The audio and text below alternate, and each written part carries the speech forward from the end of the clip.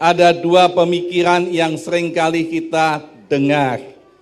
Yang pertama, waktu itu siklus, waktu itu berputar, waktu itu berulang.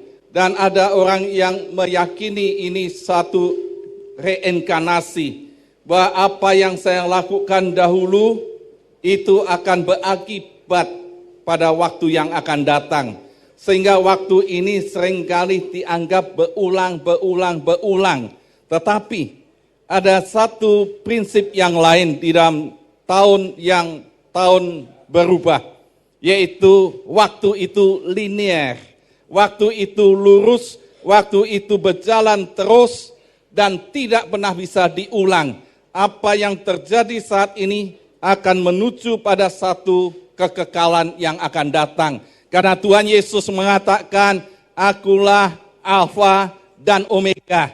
Dari kekekalan menuju pada kekekalan. Di tengah-tengah ini, yang ada di dunia ini, dunia yang sudah berdosa, dunia yang dibatasi dengan waktu. Sehingga kalau kita tahu, ada orang yang katakan, selamat ulang tahun, berarti panjang umur, ya senang, bahagia di waktu yang akan datang.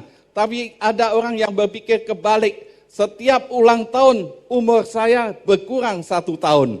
Bukan bertambah tapi berkurang 1 tahun. Mengapa? Karena waktu itu berjalan terus. Di dalam hidup ini, biarlah orang yang bijaksana memikirkan waktu-waktu ini pada akhir hidup ini. Akhir hidup ini ada di dalam satu kurun waktu. Kita tahu di Alkitab, yaitu ada 2 istilah yang seringkali dikacaukan. Yang pertama, akhir zaman. Kalau kita berbicara akhir zaman, bahwa zaman itu sudah penghabisan, sudah berakhir, tidak ada zaman lain. Ya, tidak ada zaman lagi, kecuali ada di dalam kekekalan. Tetapi kalau berbicara masa zaman akhir, berarti di mana saya ada saat ini, saya sudah ada di zaman ini. Yaitu tahun 2019, tanggal 6 Januari. Berarti ini akhir, zaman saya di akhir ini. Berarti pada waktu saya ada di sini, apa yang akan saya lakukan di sana? Maka Tuhan Yesus pernah berkhotbah di Injil Matius. Ada 2 khotbah yang terkenal di Injil Matius. Yang pertama adalah khotbah di bukit, yang kedua adalah khotbah akhir zaman. Tuhan Yesus berbicara khotbah di bukit tentang berbahagia di dalam Yesus Kristus. Sekalipun dianiaya bisa bahagia. Bagaimana rahasia hidup bahagia di dunia ini. Tetapi di Matius 24-25, Tuhan Yesus berbicara tentang khotbah akhir zaman. Berarti kalau selesai semua di dunia ini, apa yang terjadi? Itu sebabnya di dalam Matius pasal 24, kita mengetahui satu saat Tuhan Yesus ya dengan murid-muridnya melihat bait Allah itu. Dan Tuhan Yesus berkata, satu saat tidak ada batu yang bertumpuk, semua akan hancur. Lalu murid-muridnya bertanya, yuk klik satu kali. Ya, coba klik ya. Apa? Terus saja. Ikuti ya. Matius ini terus murid-muridnya bertanya, apa tanda kedatanganmu dan tanda kesudahannya? Apa tanda kedatanganmu dan apa tanda kesudahan dunia ini? Berarti dunia ini kalau berakhir, apa yang akan terjadi? Pertanyaan ini mestinya setiap anak Tuhan, setiap orang akan bertanya-tanya, apa kesudahannya ini? Dan jawaban itulah yang bisa menjawab mestinya agama. Agama ini mempelajari apa yang ada di seberang sana, bukan apa yang ada di seberang sini. Kalau kita belajar ilmu pengetahuan, kita akan tahu 2 tambah 2, 4, itu matematik. Tetapi kalau bertanya tentang akhir zaman, apa yang ada di surga, apa yang akan ada di neraka, apa kesudahan manusia, kalau saya mati kemana, kalau saya sudah selesai di dunia ini, saya nanti kemana? Ini jawabannya anak hanya ada di dalam agama. Itu sebabnya pada waktu murid-muridnya bertanya ini, Tuhan Yesus memberi jawaban yang jelas dan tegas, yaitu di khotbah akhir zaman, Matius 24 dan 25. Saudara bisa baca nanti di rumah secara keseluruhan. Jawab Yesus, ya kita teruskan. Jawab Yesus katakan gini, bahwa di akhir zaman ini, satu, waspada bahwa akan banyak penyesat. Ini yang diingatkan Tuhan Yesus untuk murid-muridnya. Berarti Tuhan Yesus sudah mengingatkan bagi orang yang percaya di dalam Yesus Kristus, gereja Tuhan memasuki tahun demi tahun selalu diingatkan bahwa akhir zaman nanti akan banyak penyesat, banyak Mesias palsu, banyak nabi palsu, banyak perang, kelaparan, aniaya, dan siksaan, penderitaan, akan terjadi gempa, akan terjadi perang, dan macam-macam. Tapi intinya satu, bahwa di akhir zaman harus waspada karena banyak orang menjadi murtad. Banyak orang tidak percaya pada Yesus lagi, banyak orang meninggalkan Yesus dan berpindah dengan kepercayaan lain. Ini yang perlu diingatkan. Maka Tuhan Yesus membicarakan dengan satu ilustrasi. Kita akan buka, yaitu Matius 25 ayat 1 sampai dengan 13. Matius 25 ayat 1 sampai dengan 13. Kita baca bergantian, saya baca ayat 1, semua baca ayat 2. Demikian firman Tuhan. Pada waktu itu hal kerajaan surga seumpama 10 gadis yang mengambil pelitanya dan pergi menyongsong mempelai laki-laki. Gadis-gadis yang bodoh itu membawa pelitanya tetapi tidak membawa minyak.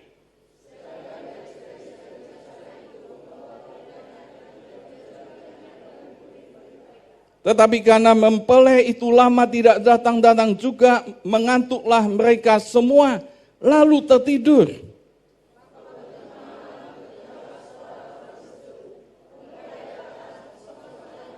Gadis-gadis itu pun bangun semuanya lalu membereskan pelita mereka.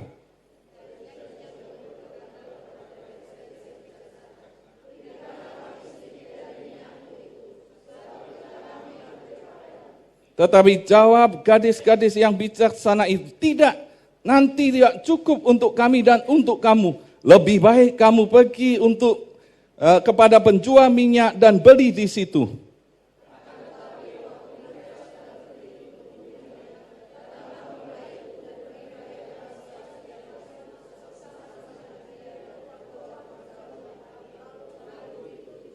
Kemudian datang juga gadis-gadis yang lain itu dan berkata, Tuhan, Tuhan, bukakanlah kami pintu.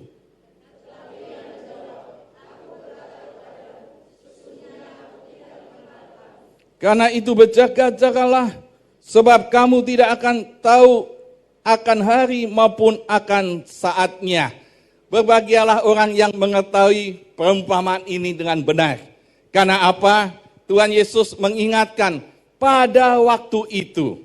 Dikatakan di ayat 1, pada waktu itu hal kerajaan surga seumpama 10 gadis. Pada waktu itu tuh kapan? Yaitu pada waktu kedatangan Tuhan Yesus. Pada waktu akhir zaman. Bahwa apa kesudahannya itu? Tanda kesudahan dunia dan tanda kedatangan Yesus. Apa tandanya dan apa kesudahan dunia? Pada waktu itu Tuhan Yesus mengumpamakan 10 gadis. Ada 5 yang bodoh dan ada 5 yang bijaksana. Gadis ini menyongsong mempelai. Karena dia adat istiadat Yahudi seringkali ya kalau menikah itu bersamaan. Ya ada berapa gadis dan ada calon mempelai. Ada di dalam perjamuan kawin bersama-sama. 10 gadis ini dikatakan Tuhan Yesus di dalam perumpamaan itu yang 5 bodoh dan yang 5 bijaksana. Ya, klik ini. Yang bodoh apa cirinya dan yang bijaksana apa cirinya. Yang bodoh dikatakan dia membawa pelita. Ya, sama membawa pelita. Waktu menanti mempelai ini sudah lama tidak datang-datang, tertidur.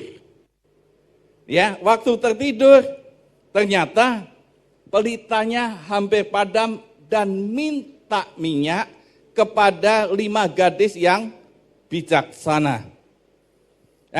Gadis yang bijaksana cirinya apa? Yaitu membawa minyak dalam buli-buli. Membawa pelita plus membawa minyak dalam buli-buli. Pada waktu menanti mempelai itu dia juga tertidur. Berarti yang bodoh dengan yang bijaksana sama-sama tertidur. Berarti tidak masalah ya. Jadi menanti mempelai itu kalau tertidur ya sudah memang lelah tertidur. Yang dua-dua sama adalah sama-sama membawa pelita. Yang satu yang bodoh tidak membawa cadangan minyak di dalam buli-buli, yang bijaksana membawa cadangan. Dan yang bodoh dikatakan pada waktu suara itu teriak, mempelai datang. Satu saat tahu-tahu ada suara, mempelai datang, song-songlah dia. Ternyata kedua-duanya terbangun. Pada waktu kedua-duanya terbangun, ternyata apa ciri yang bodoh dan apa ciri yang bijaksana? Ternyata yang bodoh tidak membawa cadangan minyak dalam buli-buli. Yang bijaksana membawa cadangan minyak. Akhirnya yang bodoh mau minta pada yang bijaksana. Tapi yang bijaksana katakan, kamu pergi aja kepada penjual, nanti kamu beli di sana. Karena kalau saya bagi, saya tidak cukup. Akhirnya yang bodoh beli pada penjual. Dan ceritanya kita tahu bahwa mempelai datang. Pada waktu mempelai datang, yang bodoh tidak ada di lokasi. Tetapi yang bijaksana, dia sudah siap di lokasi. Kapan mempelai itu datang, dia sudah siap di lokasi. Yang bodoh sedang beli minyak. Dan waktu mempelai datang, yang bijaksana diajak masuk. Nah, saudara tahu persis, ada masuk pada perjamuan kawin, yaitu suatu yang bahagia. Ya, hal kerajaan surga seumpama ini. Yang 5 ini masuk di dalam perjamuan kawin. Tapi yang bodoh terlambat karena dia sedang pergi beli minyak. Pada waktu dia datang, dia ketuk-ketuk pintu dan dikatakan, "Tuan, Tuan, bukalah kami pintu." Ya, saudara, bukalah kami pintu. Ternyata yang bodoh tidak masuk, yang bijaksana masuk. Ini ceritanya begitu. Lalu pertanyaannya, klik ya. Pertanyaannya begini. Apa yang menyebabkan gadis bodoh itu tidak masuk dalam perjamuan kawin? Ya, seringkali penafsir mengatakan bahwa karena tidak ada minyak. Karena tidak ada minyak, pelitanya padam. Nah, minyak itu lambang Roh Kudus, sehingga kalau tidak ada Roh Kudus, tidak akan masuk dalam kerajaan surga, karena pelitanya padam.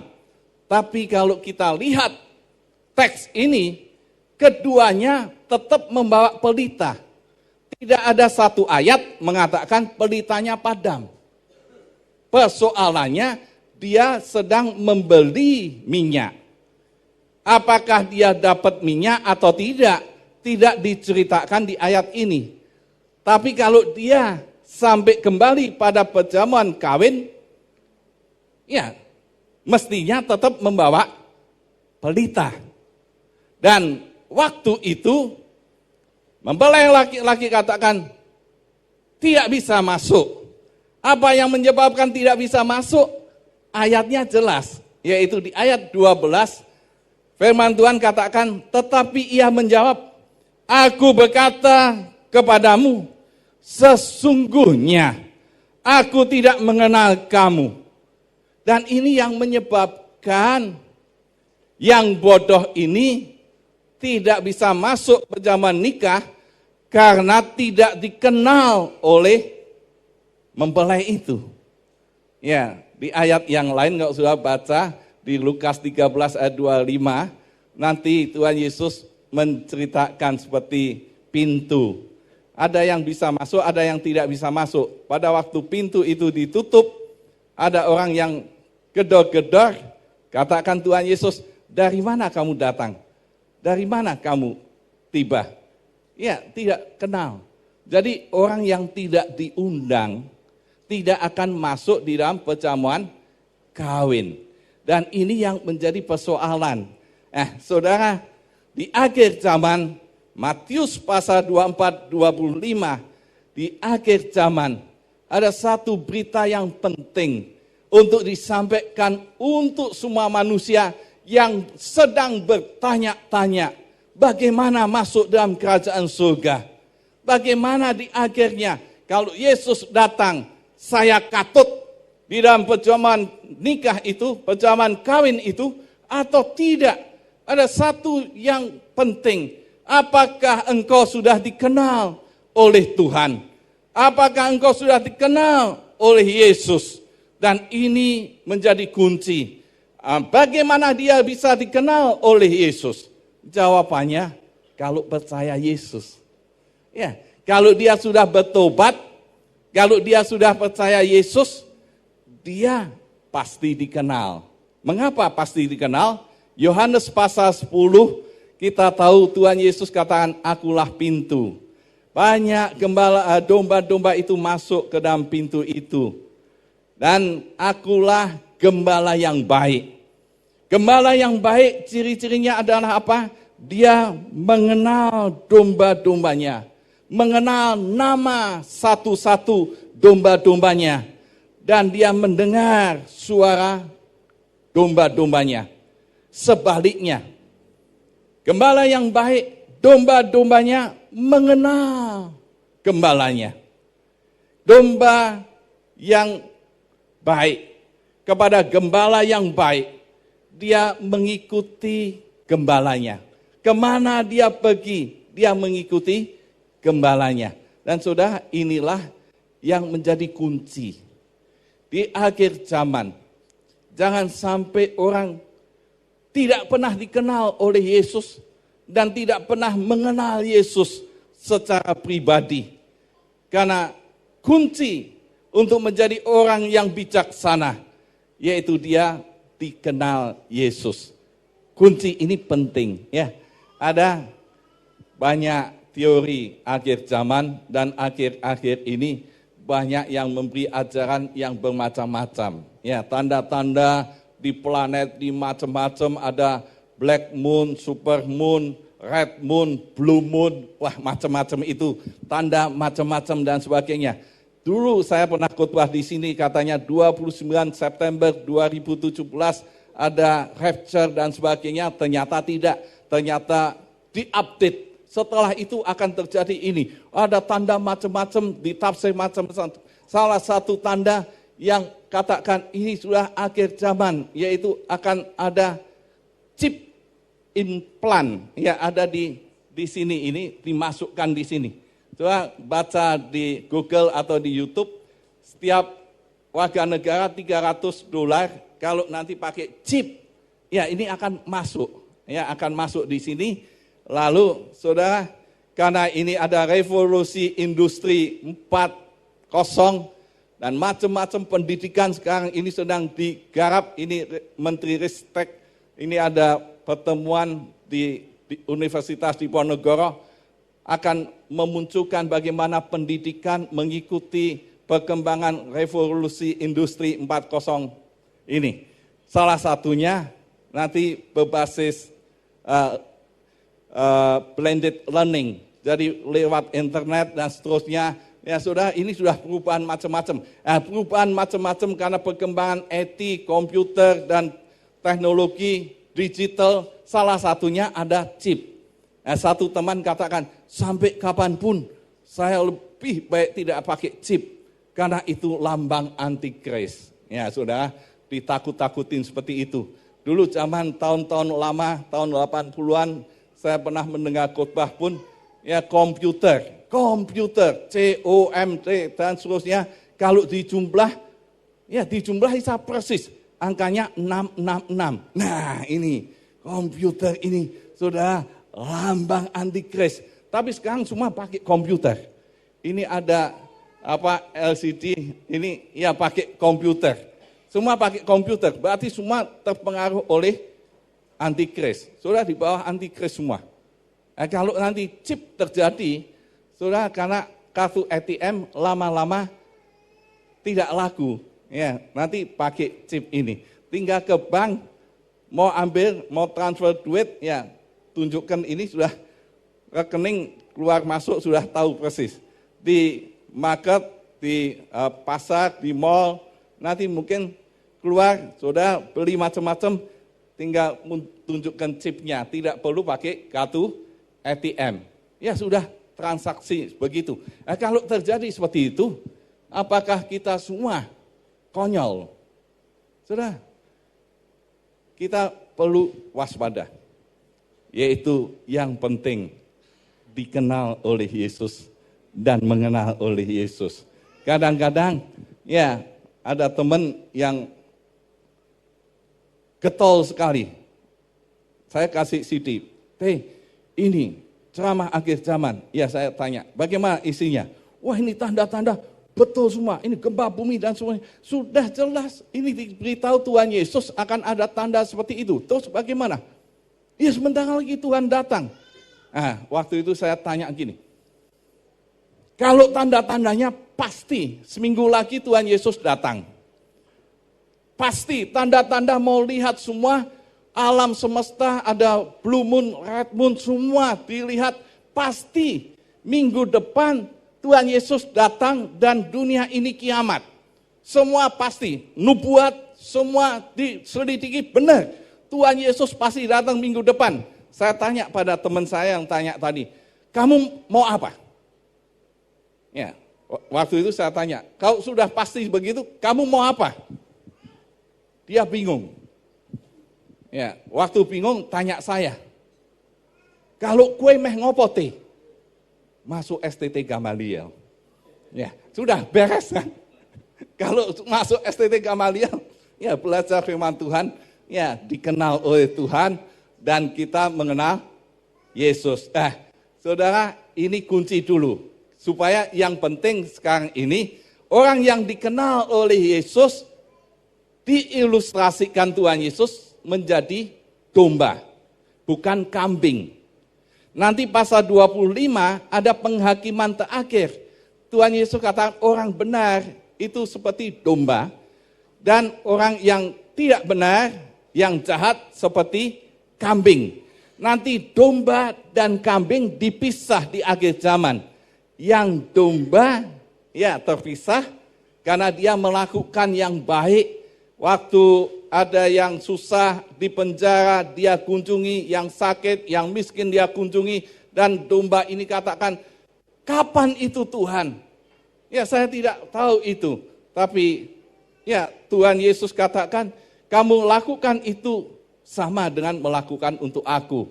Yang domba dan yang kambing dipisah, dan itu jelas. Ya, kalau domba akan dikenal oleh gembala yang baik, tapi kalau kambing tidak akan dikenal oleh gembalanya. Ya, kalau gembala yang baik dikenal oleh dombanya, kalau kambing tidak mengenal. Dan itu ciri yang membedakan. Di dalam akhir zaman, hidup kita ke depan, ini dipastikan dulu, apakah saya sudah domba atau saya kambing. Apapun yang dilakukan ke depan, the year of multiplication, kalau saudara bermultiplikasi, multiplikasinya kambing-kambing, ya sudah di akhir zaman cuma dipisah oleh Tuhan Yesus. Tapi mestinya multiplikasi yang semua domba. Kalau domba bermultiplikasi domba, maka semakin banyak orang yang kenal Yesus dan dikenal oleh Tuhan Yesus. Maka multiplikasinya, multiplikasi yang memenuhi kerajaan surga, bukan yang memenuhi kerajaan neraka. Karena ini akhir zaman. Nah, saudara, persoalannya sekarang bagaimana dikenal dan mengenal gembala yang baik. Nah, di Alkitab ada 2 contoh. Kalau saudara baca di dalam Perjanjian Lama, 2 contoh ini orang-orang yang dikenal dan mengenal secara luar biasa. Yang pertama adalah Henokh. Ya saudara, cerita Henokh ini tahu persis. Dia hidup 300 tahun bergaul dengan Allah. 300 tahun bergaul dengan Allah. Dilihat di Ibrani pasal 11, 4 ayat 45, itu menunjukkan bahwa Henokh ini orang yang beriman. Orang yang beriman, orang yang bergaul dengan Allah, dan orang yang berkenan kepada Allah. Sehingga di dalam Perjanjian Lama, orang yang hidup-hidup naik, diangkat, yaitu Henokh. Ada 2 minimal, yaitu 2 yaitu Elia satu adalah Henokh. Tetapi Henokh ini tidak banyak cerita. Hanya dikatakan selama 300 tahun dia hidupnya bergaul dengan Allah. Dan di Ibrani pasal 11 ayat 5-6, ia hidup bergaul dengan Allah ini hidup yang berkenan kepada Allah. Orang yang hidup berkenan pada Allah yaitu hidup yang menyenangkan Allah. Dia bergaul dengan Allah. Nah, tokoh yang kedua di dalam Perjanjian Lama yang menggambarkan persis masuk dalam kerajaan surga. Kalau Henokh tadi, jelas dia diangkat hidup-hidup masuk kerajaan surga, berarti apa? Henokh tidak pernah mati. Ya, Henokh tidak pernah mati karena dia hidup-hidup naik ke surga. Berarti tidak pernah mati. Kalau dia tidak pernah mati, ini memberikan satu gambaran bahwa Henokh ini masuk dalam kerajaan Allah. Nah, tokoh yang kedua, yaitu yang hidup bergaul dengan Allah, namanya Nuh. Ya, ini anak cucunya Henokh, ada namanya Nuh, pasal 6 ayat 9. Nuh ini hidup bergaul dengan Allah. Dan dia mendapat kasih karunia Allah di dunia yang sangat jahat, dunia yang memberontak Tuhan, dunia yang berdosa, hidup yang tidak baik, hidup yang senonoh, yang najis. Nuh mendapat kasih karunia Allah dan Nuh diberitahu oleh Allah. Apa yang diberitahu oleh Allah? Dia diberitahu untuk membuat bahtera. Pada waktu dia diberitahu untuk membuat bahtera, Allah memberitahu nanti akan datang air bah. Pada waktu akan datang air bah, secara rasional, secara logika, semua katakan tidak logis. Sejak Adam sampai Nuh, sekitar 1.500 tahun, tidak pernah ada hujan. Tidak pernah ada air bah, tidak pernah ada banjir. Masakan di daerah pegunungan, Allah membuat bahtera. Untuk apa? Dan Nuh hampir 100-120 tahun dia buat itu sambil teriak-teriak kepada semua orang-orang yang ada sekitar itu. Ini untuk kita bisa naik di bahtera ini. Kalau semua nanti dihukum Allah dengan air bah, kita selamat. Tapi semua katakan Nuh gila, Nuh ini sinteng, Nuh ini tidak logis, Nuh ini omong kosong, Nuh ini tidak ada pengalaman, masa dia buat air bah. Tetapi sudah terjadi, apa yang terjadi? Karena Nuh bergaul dengan Allah. Nuh bisa mengerti rahasia Allah. untuk masa depan. Orang yang bergaul dengan Allah, dia tahu janji-janji Allah, dia tahu firman Tuhan, apa yang akan dilaksanakan Tuhan ke depan, dia tahu persis. Sehingga orang yang bergaul dengan Allah, itu artinya dia berjalan bersama Allah. Kata bergaul dengan Allah adalah dia berjalan bersama dengan Allah menuju pada tujuan Allah, visi misi Allah. Itu orang yang bergaul dengan Allah. Nuh tidak tahu ke depan bahwa akan ada air bah, tapi Nuh diberitahu Allah bahwa akan datang air bah. Dan Nuh tahu karena dia bergaul dengan Allah, dan waktu dia membuat bahtera, dia berjalan bersama Allah. Apa yang diperintahkan Allah, dia melakukan itu dengan setia. Dan Nuh mendapat kasih karunia Allah karena dia mengenal Allah dan dikenal oleh Allah. Dia tahu persis bagaimana menanggulangi air bah, yaitu kalau dia masuk bahtera. Dan pada waktu masuk bahtera, Nuh tidak sendirian. Dia ingin banyak orang diselamatkan, bermultiplikasi. Kalau bisa semua bisa masuk bahtera, maka banyak orang diselamatkan. Tapi sayang, 1000 sayang, semua tidak percaya. Ini Nuh sinting, Nuh ini omong kosong. Tidak mungkin ada bencana alam sekian beratnya air bah itu. Dan Nuh sekalipun dunia mengolok, mengecek, Nuh yang bergaul dengan Allah, dia tetap taat dan tidak pernah undur dari apa yang dijanjikan Tuhan. Tidak pernah menyimpang, tidak pernah menyeleweng, tidak pernah murtad. Karena dia berjalan dengan Allah dan sampai titik penghabisan, yaitu pintu bahtera itu ditutup. Bukan Nuh yang menutup pintu itu. Waktunya bukan Nuh yang tutup, tapi Allah yang tutup. Pintu bahtera itu ditutup. Selesai sudah. Terlambat sudah mereka yang tidak percaya. Tetapi Nuh, dia beriman, bergaul dengan Allah. Akhirnya dia selamat. Sekalipun 8 orang, dia selamat. Bahtera di sini menggambarkan akhir zaman. Di pasal 24 tadi, ilustrasinya bahwa di akhir zaman ini ada persis pada zaman Nuh, yaitu kawin mengawinkan, ya, ada pesta dan seterusnya.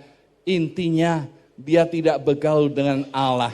Intinya orang tidak berjalan bersama dengan Allah. Di akhir zaman ini banyak orang hanya berjalan menurut dirinya sendiri. Hanya maunya sendiri. Tidak sesuai dengan firman Tuhan. Kalau ada firman Tuhan, direkayasa untuk menyesuaikan apa keinginan saya. Akhirnya tidak sesuai dengan firman Tuhan.